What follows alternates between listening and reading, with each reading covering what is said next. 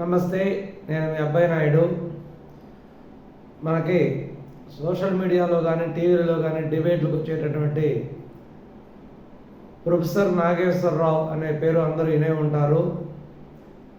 ఈ ప్రొఫెసర్ నాగేశ్వరరావుతో పాటుగా అనేక మంది మేధావులను చెప్పుకొని టీవీ డిబేట్లలో పాల్గొంటూ ఉంటారు. వాళ్ళ గురించి మనం ఈరోజు కొంత చెప్పుకోవాల్సిన అవసరం ఉంది. ఎందుకంటే మేధావి సంఘాలు అని చెప్పుకుంటూ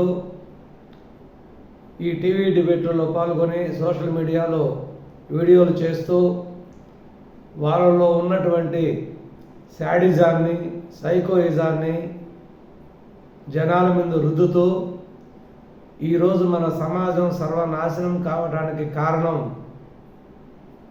కారణంలో వీళ్ళ పాత్ర ఎంతో ఉంది. ఎందుకంటే మనం ఇప్పుడు ప్రొఫెసర్ నాగేశ్వరరావు గురించి తెలుసుకున్నట్లయితే ఇంచుమించు గత 15-20 సంవత్సరాల నుంచి ఇతని గురించి నేను చూస్తూ ఉన్నాను. మొదట్లో ప్రొఫెసర్గా ఉన్నాడు. ఇతను ఎంతో ఉన్నతమైన ఆలోచనతో ఉన్నతమైన అంశాలను విశ్లేషిస్తూ సమాజానికి మేలు చేస్తూ ఉంటారనే ఉద్దేశంతో అతని గురించి ఒక మంచి అభిప్రాయంలో ఉన్నాము. తర్వాత రాను ఆ మంచి అభిప్రాయంతోనే ఎమ్మెల్సీగా నిలబడి పట్టభద్రుల ఎమ్మెల్సీగా గెలవటం జరిగింది. ఒకసారి ఎమ్మెల్సీ గెలిచిన తర్వాత తదనంతర కాలంలో అనేక మంది సమాజ విచ్ఛిన్నకరులు, సంఘ విద్రోహ శక్తులు రాజకీయాల్లోకి రావటం జరిగింది. వీళ్ళు రాజకీయంలోకి వచ్చినప్పుడు వాళ్ళ యొక్క విధానాల గురించి ఇటువంటి మేధావులు, ప్రొఫెసర్లు విశ్లేషించి చెప్పి వాళ్ళ వల్ల సమాజానికి ఎంత ప్రమాదమో, అభివృద్ధికి ఎంత ఇబ్బందికరమో తెలియజేయాల్సిన అవసరం ఉంది. కానీ వీళ్ళు అటువంటిది ఏమీ చేయకుండా అటువంటి సంఘ విద్రోహ శక్తులు, సైకోల యొక్క చిల్లరకి కక్కుర్తిపడి వాళ్ళకి అమ్ముడుపోయి వీళ్ళు సమాజంలో చైతన్యం తేవడం కాకుండా ఒక విద్వేషాన్ని సమాజంలో చొప్పిస్తున్నారు. ఇతను ప్రొఫెసర్ నాగేశ్వరరావు విశ్లేషకుడని ఎంతో మంచి అభిప్రాయం ఉంది. ఇతను ఏమి విశ్లేషిస్తాడో, ఏమి చెప్తాడో ఎవరికి అర్థం కాదు. అసలు ఇతని ఉద్దేశం ఏంటి? నీ విశ్లేషణ అనేది సమాజ బాగు కోసమా, ప్రజల బాగు కోసమా, రాష్ట్రం అభివృద్ధి కోసమా? మీరు ఏమి సాధించాలని ఆ విశ్లేషణ చేస్తారు? ఏ ఉద్దేశంతో చేస్తారు? మీరు చేసే విశ్లేషణలనే ప్రసంగాలు, నాయకులు చేసిన ప్రసంగాలు, నాయకులు ఇచ్చేటటువంటి పథకాల గురించి మీరు విశ్లేషిస్తున్నారు. కానీ వాటి వల్ల జరిగే మంచి చెడులు, సమాజం యొక్క ప్రభావం ఎలా ఉంటుంది, సమాజం ఎలా అభివృద్ధి చెందుతుంది అనే ఉద్దేశాన్ని మీరు ఎప్పుడైనా మీ విశ్లేషణలో చెప్పారా? మిస్టర్ నాగేశ్వరరావు, మీకు బుద్ధి, జ్ఞానము, సిగ్గుందా? గత 2-3 రోజుల నుంచి మీ యొక్క విశ్లేషణ చూస్తున్నాను. ల్యాండ్ టైటిలింగ్ యాక్ట్ అనే ఒక చీకటి చట్టాన్ని ఆంధ్రప్రదేశ్ ప్రజల మీద రుద్దినటువంటి జగన్మోహన్ రెడ్డి గారిని మీరు సమర్థిస్తూ మాట్లాడారంటే మిమ్మల్ని ఏమనాలో మీరే నిర్ణయించుకోండి. ఎందుకంటే ఇప్పుడే ఆంధ్రప్రదేశ్ పరిస్థితి ఇప్పుడు ఎలా ఉందో మీకు తెలుసు. ఇంత జరుగుతున్నా కూడా, ఇంత అన్యాయం జరుగుతున్నా కూడా పెట్టినటువంటి రాజధానిని విచ్ఛిన్నం చేసి, కట్టినటువంటి కట్టడాలను విచ్ఛిన్నం చేసి, ఉన్నటువంటి సమాజంలో ప్రజలకు మంచిగా ఉన్నటువంటి పథకాలను తీసివేసి, మంచి ప్రాజెక్టులను ఆపేసి, ఉండే పరిశ్రమలను తరివేసి, ఇంత విచ్ఛిన్నకరంగా, విద్వేషంగా అతను పరిపాలిస్తుంటే అతన్ని సమర్థించి మీరు ఎలా మాట్లాడగలుగుతారు? అసలు మీరు ఏంటి?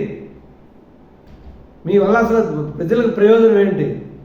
మీ వల్ల మీకు ప్రయోజనం, ప్రజలకు ఎటువంటి ప్రయోజనం లేదు. మీరు ఇంకా తెలకపల్లి రవి గారు, ఇంకా ఏదో కొంతమంది ఉన్నారు. మేము మేధావులము. దేంట్లో మేధావులు? మీ మేధావుతనం దేనికి, ఎందుకు ఉపయోగపడుతుంది? ఏదైనా 10 మందికి ఉపయోగపడే మాటలు మీరు ఎప్పుడన్నా చెప్పారంటే, నేనైతే నాకు గుర్తుండి మీరు ఉపయోగపడే మాటలు ఏమీ చెప్పలేదు. వాళ్ళు ఇచ్చిన మేనిఫెస్టోలో ఉన్న మంచి విషయాలు, వీళ్ళు ఉన్న మేనిఫెస్టోలో వాళ్ళు ఇది ఇలా ఉంటుంది, ఇదే ఇలా ఉంటుంది అని వాళ్ళు చేసిన ప్రసంగాలలో అర్థాలు, నిగూఢ అర్థాలు, దాంట్లో ఉన్న అంతరార్థాలు విశ్లేషించడం తప్పితే వాటి వల్ల సమాజానికి ఏ విధంగా మంచి జరుగుతుంది, ఏ విధంగా చెడు జరుగుతుంది, దీనివల్ల రాబో తరాలకు ప్రభావం ఎలా ఉంటుంది అనేది మీరు ఎప్పుడైనా మాట్లాడారా? మిస్టర్ నాగేశ్వరరావు గారు, బుద్ధి జ్ఞానం ఉందా మీకు? Useless fellow. కాదండి, మీరు ఒక మనిషి పుట్టుకు పెట్టి ఒక ప్రొఫెసర్గా రాణించి ఒక ఎమ్మెల్సీగా తయారు చేసి మీరు ఏమి సమాజానికి ఏమి సందేశం పంపించాలనుకుంటున్నారు?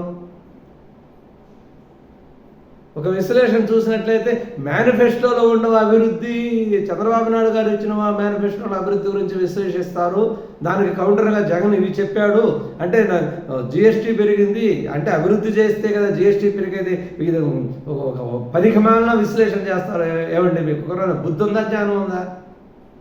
అంటే అభివృద్ధి అంటే జిఎస్టీ పెరిగితేనే అభివృద్ధి పెరుగుతుంది. మీ నెత్తి మీద బొచ్చు కూడా పెరుగుతుంది. నెత్తి మీద బొచ్చు కూడా కటింగ్ చేసుకోకపోతే నెత్తి మీద బొచ్చు కూడా పెరుగుతుంది. అది అభివృద్ధేనా? సమాజం నడిచిపోయే కొంది, కాలం గడిచే కొంది జరిగే వ్యాపారంలో కొంత వృద్ధి ఉంటుంది. ఆ వృద్ధి అనేది అతను చేసిన అభివృద్ధిగా మీరు ఎలా చెప్తారు? దాన్ని మీరు ఎలా సమర్థిస్తే ప్రజలకు చెప్తారు? ప్రజలకు అసలు మీరు ఏమి సందేశం ఇవ్వాలనుకుంటున్నారు? దానికంటే చేతులు ముడుచుకొని ఇంట్లో కూర్చోండి. ఎందుకు సమాజాన్ని చెడగొడతారు? ల్యాండ్ టైటిల్ యాక్ట్లో పాస్బుక్లు అనేవి ఒరిజినల్స్ ప్రజలకు ఇవ్వకుండా ప్రభుత్వం దగ్గర పెట్టుకొని ఇచ్చినటువంటి జెరాక్స్ పాస్బుక్లో కింద జగన్మోహన్ రెడ్డి గారు ఫోటో ఇస్తే అది మంచిది సమర్థిస్తారా? అంటే జగన్ ఇస్తున్నారు కాబట్టి జగన్ ఫోటో వేయాలనా? అంటే కాలేజీ వాళ్ళు సర్టిఫికేట్లు ఇస్తున్నారు కాబట్టి ఇంకా కాలేజీ మేనేజ్మెంట్ ఫోటోలు వేసి ఇవ్వచ్చా? మరి భారత రాజ్యాంగం మీకు తెలుసు అసలుకి? భారత రాజ్యాంగం చట్టంలో ఎవరైనా రాజకీయ నాయకులు సంతకాలు ఫోటోలు ఉంటాయా? ప్రజల ఆస్తుల మీద కానీ హక్కుల మీద కానీ? ఇంకా పవర్ అధికారుల దగ్గర ఉంటుంది. ఏం మాట్లాడుతున్నారండి మీరు? ఇంకైనా బుద్ధి జ్ఞానం తెచ్చుకొని ఇప్పుడు దాదాపు మీరు మనవరాలు ఉండే వయసులో ఉన్నారు. ఇక మీద ఏదైనా మీరు మంచిగా ఆ చిల్లరకి కక్కుర్తి పడకుండా మీరు మంచి విశ్లేషణ చేయండి. ఎలాగో మీ ఆదాయం మీద ఏదో ఒక రూపంలో వస్తుంది. వాళ్ళు ఇచ్చే డబ్బులకు కక్కుర్తి పడి సమాజం మీద చెడు ఉద్దేశాన్ని గురించి మీ విలువను దిగదార్చుకొని ఏమి సాధించాలని మీరు బాహ్య ప్రపంచానికి తెలిసినప్పటి నుంచి అంటే ఒక వృత్తి ధర్మాన్ని మీరు ఎన్నుకొని దాని నుంచి ప్రజలకు తెలిసినప్పటి నుంచి దాదాపు 10-15 సంవత్సరాల క్రితం వరకు మీకు మంచి పేరే ఉంది నాకు తెలిసినంత వరకు. ఆ తర్వాత కాలంలో మీ బుద్ధి ఏమైంది? మీ జ్ఞానం ఏమైంది? మీరు ఎందుకు అలా మార్పు చెందారు? దానివల్ల ఏంటి మీకు ఉపయోగం? ఎవరైనా అభివృద్ధి చెందే కొంది మంచి పేరు తెచ్చుకుంటారు. మీరు ఇలా రిటైర్మెంట్ వయసులో మనవరాలు ఎత్తుకునే స్థాయి మీ పిల్లలకు మంచి సందేశం ఇవ్వాలి. మీ ఎడవతనం చూసి మీ పిల్లలు కూడా ఆ విధంగా చెడిపోతారు, మనవరాళ్ళు కూడా. ఇక మీదటైనా మీరు మార్పు చెంది ప్రజలకు మంచి సందేశం ఇచ్చి రాబో ఎలక్షన్లో మీ పాత్ర మీరు పోషించి సమాజాన్ని చెడగొట్టే వాళ్ళు కాకుండా అభివృద్ధి చేసే వాళ్ళకి మీరు ఓటేయమని మీరు చెప్తారని ఆశిస్తున్నాను. నాకైతే నమ్మకం లేదు మీరు ఆ విధంగా చేస్తారని. సరే చూద్దాం, ఏదో మా సందేశం మేము ఇస్తున్నాము. దయచేసి ప్రజలందరూ ప్రేక్షకులు ఈ వీడియోని లైక్ చేసి షేర్ చేసి మరియు సబ్స్క్రైబ్ చేసుకోండి. ఇటువంటి మెసేజ్ని మీరు అందరికీ పాస్ చేసి ప్రజలను చైతన్యవంతులు చేసి రాబో ఎలక్షన్లో ఒక మంచి అభివృద్ధిని చేసేటటువంటి ప్రజాస్వామ్యానికి విలువనిచ్చేటటువంటి పార్టీని అభ్యర్థులను ఎన్నుకొని మన ఆంధ్రప్రదేశ్ రాష్ట్రాన్ని ప్రజలను అన్ని రంగాల ప్రజలను ఆంధ్రప్రదేశ్ ఆస్తులను పరిరక్షించేటటువంటి నాయకులను గెలిపించాలని కోరుకుంటున్నాను. ధన్యవాదాలు.